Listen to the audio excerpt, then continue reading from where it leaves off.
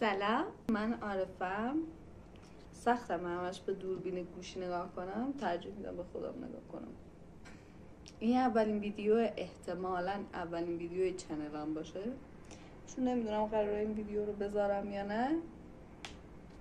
تولد دوستمه و میخوام براش هدیه درست کنم با خمیر هوا خشک.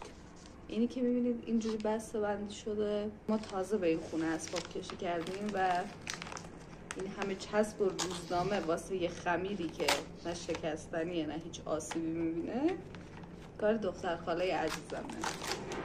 دختر خاله عزیزم اسباب منو جمع کرد و خیلی قشنگ بسته بندی کرد و چسب زد و روزنامه پیچ کرد که اتفاقی براشون نیفته. متشکرم از شما سحر جان. اگه شما کار اسباب کشی داشتید به سحر بگید. یه کاتر میخوام. این ویدیو صرفا یه ویدیو دلیه. من یه چنل انگلیسی یوتیوب دارم. خیلی دلم میخواست که یه چنل فارسی هم داشته باشم، چون انگلیسی حرف زدن خیلی برام سخته و اصلا نمیتونم اینجوری جلو دوربین بشینم و راحت و مسلط انگلیسی حرف بزنم. دلم میخواد یه وقتایی بشینم و راجع به یه سری چیزا با هم حرف بزنیم. شاید هنری باشه، شاید درباره زندگی باشه، نمیدونم. خیلی نمیدونم قراره چیکار کنم. من آدم خیلی پرحرفی نیستم، ولی یه وقتایی دلم میخواد بشینم اینجوری خیلی راحت در حالی که دارم کارمو انجام میدم حرف بزنم. امیدوارم که صداهای بیرون نیاد، چون پنجره رو نمیخوام ببندم، خیلی گرمه. بیشتر دوست دارم گوش کنم به حرف آدما، ولی خب یه وقتایی هم دارم میخواد اینجوری بشینم راجع به یه سری مسائل حرف بزنم. حرفای خودمه، شاید اشتباه کنم، قطعاً اشتباه میکنم. کمی آب. و اینکه دوست دارم اگه اشتباه کردم شما بیاید به هم بگید، دور هم با هم حرف بزنیم و این داستانا. و اینکه من خیلی وقته که این تو ذهنمه یه چنلی داشته باشم که اینجوری بیام حرف بزنم و بیشتر تو ذهنم بود که دوست دارم حالت مصاحبه‌ای طور باشه، یعنی یه سری آدما رو بیارم با هم حرف بزنیم، گفتگو کنیم و اینجور داستانا. شاید یکی از اون مهمونام تو باشی، چرا که نه. دوست دارم آدمایی که تجربیات زندگی جالبی دارن و تجربه زندگیشون رو بشنوم و چرا با شما به اشتراک نذارم، چه دور هم نیم تجربیات زندگیمون رو به اشتراک بذاریم. چون که فکر میکنم یه چیزی واسه ما ساختن با عنوان زندگی نرمال که اصلا این وجود نداره. هیچ کس زندگی نرمالی نداره. همه تجربیات خاص خودشونو دارن که شاید ضد همه اون چیزهایی باشه که ما یاد گرفتیم، چه از نظر مذهبی چه از نظر چیزهای دیگه. و اینی که وقتی تجربیات زندگی همدیگه رو بشنویم، زندگی ما خیلی عجیب به نظر نمیرسه، چون هیچ زندگی توی چارچوبی نیست که مثلا همه همون جوری پیش برن. اینجوری به ما القا شده که توی چارچوبیه و همه بعد اونجوری پیش برن، ولی نه، اینطور نیست. واقعا اینطور نیست. و زندگی آدم ها خیلی متفاوته و تجربیات آدم ها خیلی متفاوته. بله. خب برای من این خمیره رو باز کنم. یه استرسی که دارم اینه که این خمیر هوا خشکه. بذار نشون بدم. خمیر هوا خشک داس با هوا خشک میشه و اینو باید استفاده کرد و اگه استفادهش نکنی خشک میشه. و من اینجور آدمیم که یه کاری شروع میکنم بعد یهو ازش خوشم نمیاد دیگه ولش میکنم. با این نمیشه این کارو کرد. اینو اگه ولش کنی خشک میشه و خمیرت به فنا میره.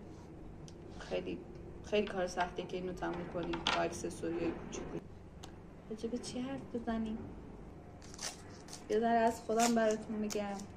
هنرستان گرافیک خوندم، الان دارم انیمیشن میخونم، ترم‌های اول بنده هست و اینکه عاشق کارهای هنری هم دیگه، همه چی. و بیشتر از همه عاشق تصویرسازی و طراحی کاراکتر و اینجور چیزام. شاید توی یه ویدیو اومدم کارامم بهتون نشون دادم، طراحی کاراکترهای بامزه‌مو این کارام میکنم دیگه. مجسمه سازی میکنم، خیلی چیزهای مختلفی رو امتحان کردم. من آدمیم که چیزهای مختلفی رو امتحان میکنم و خوشم نمیاد یا خوشم میاد ولش میکنم یا ادامهش میدم. به نظرم خیلی خوبه که آدم چیزهای مختلفی رو امتحان کنه، مثل آچار فرانسه میشی. یه کاری که میخوای بکنی دیگه از یه سری چیزا سر در میاری و این خیلی خوبه. مجسمه کار کردم، سفالگری کردم، نقاشی چهره رئال کار کردم، طراحی کاراکتر، تصویرسازی، گرافیک. اینو بگم الان فعلا به نقاشی روی لباس علاقه‌مند شدم. نمیدونم تا کی قرار ادامهش بدم، ولی پیج اینستاگرامم هست. عکاسی هم میکردم، یه دوره هم عکاسی میکردم.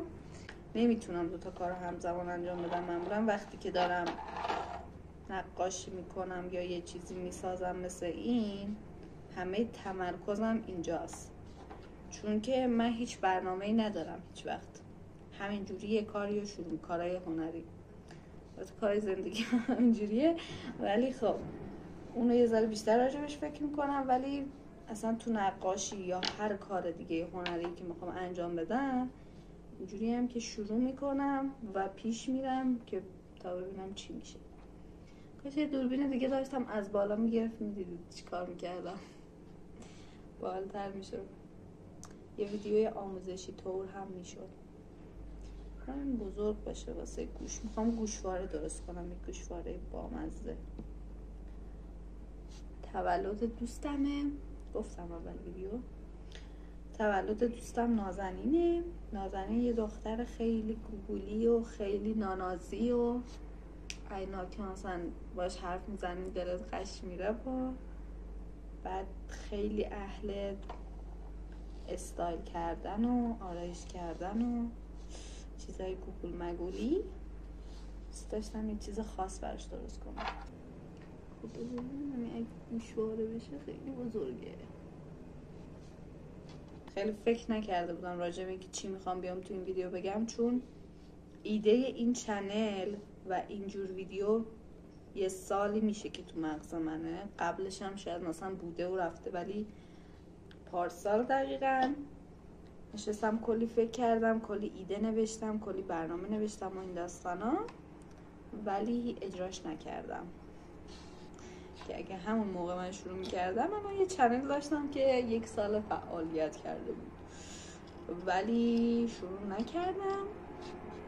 و اینی که الان باز چنل یه سری از خانوما رو دیدم، خانومیا بهتون معرفی میکنم، دیدم دارن این کار رو میکنن و اونا هم تازه شروع کردن. گفتم چرا منم شروع نکنم و انگیزه داد بهم. و امروز هم همینجوری بیدار شدم، یعنی دیشب دلم میخواست که همون جوری با همون واسه بشینم یه ویدیو بگیرم که فقط ویدیو گرفته باشم و پشت گوش نندازمش، چون اگه هی پشت گوش بندازی دیگه اون کار رو انجام نمیدی.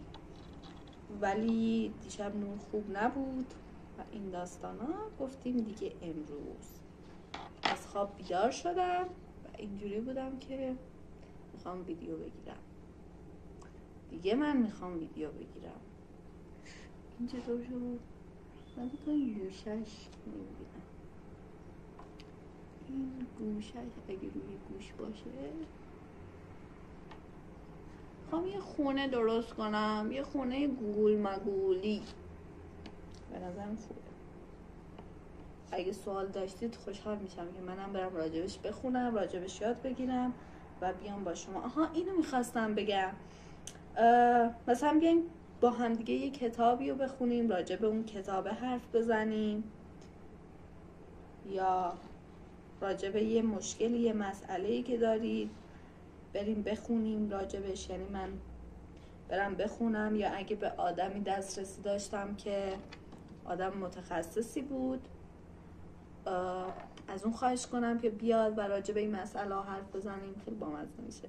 آره دیگه، آدمای مختلف که تجربهشون بیشتر از ماست توی اون هیته خاص، بیاریمشون و راجع بهشون حرف بزنیم و این داستان.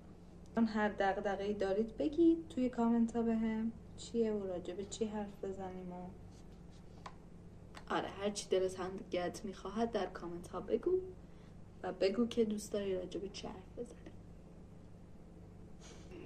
خونه با چی؟ مثلا یکی از گوشوارا خونه باشه، یکی درخت. نه تو بچگیامون، تو نقاشی های بچگیامون همیشه یه خونه میکشیدیم و یه درخت. بامزه میشه نه؟ یه گوش خونه باشه یه گوش درخت. من اینا رو بسازم، نتیجه رو آخر سر میام بهتون نشون میدم. فعلا دیگه چیزی به ذهنم نمیرسه که بخوام راجبش حرف بزنم.